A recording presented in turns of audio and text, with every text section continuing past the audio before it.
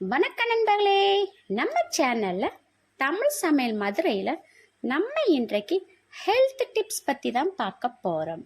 அதுக்கு முன்னாடி நம்ம சேனலுக்கு நீங்கள் புதுசுனா ஃபஸ்ட்டு சப்ஸ்கிரைப் பண்ணுங்க.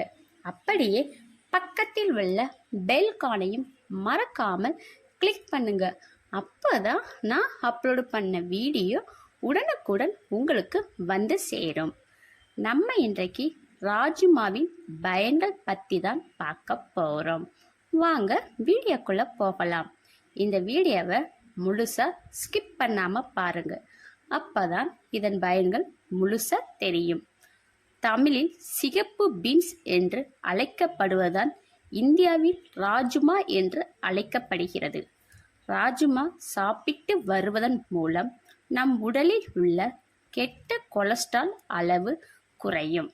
ராஜ்மாவில் உள்ள கால்சியம் மற்றும் மெக்னீசியம் சத்துக்கள் நம் உடலில் உள்ள எலும்புகளை வலுப்படுத்தி மூட்டு வலி வராமல் எலும்புகள் தேய்மானம் தடுக்கிறது. ராஜ்மாவில் இரும்பு சத்துக்கான ஒரு நல்ல மூலமாகும்.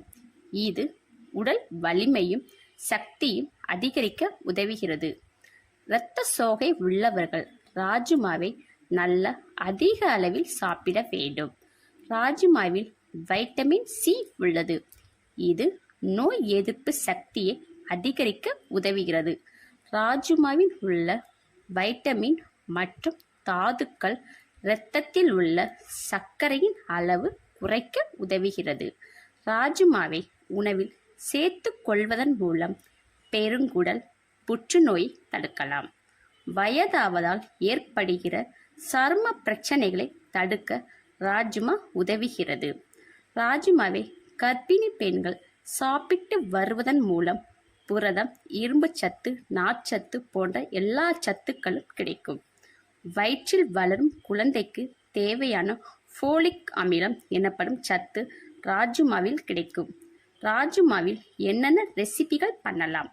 ராஜ்மா மசாலா, ராஜ்மா குழம்பு, ராஜ்மா கிரேவி, ராஜ்மா கூட்டு. மேலும் இது போன்ற ஹெல்த் டிப்ஸ் தெரிந்து கொள்ள நம்ம சேனலுக்கு சப்போர்ட் பண்ணுங்க.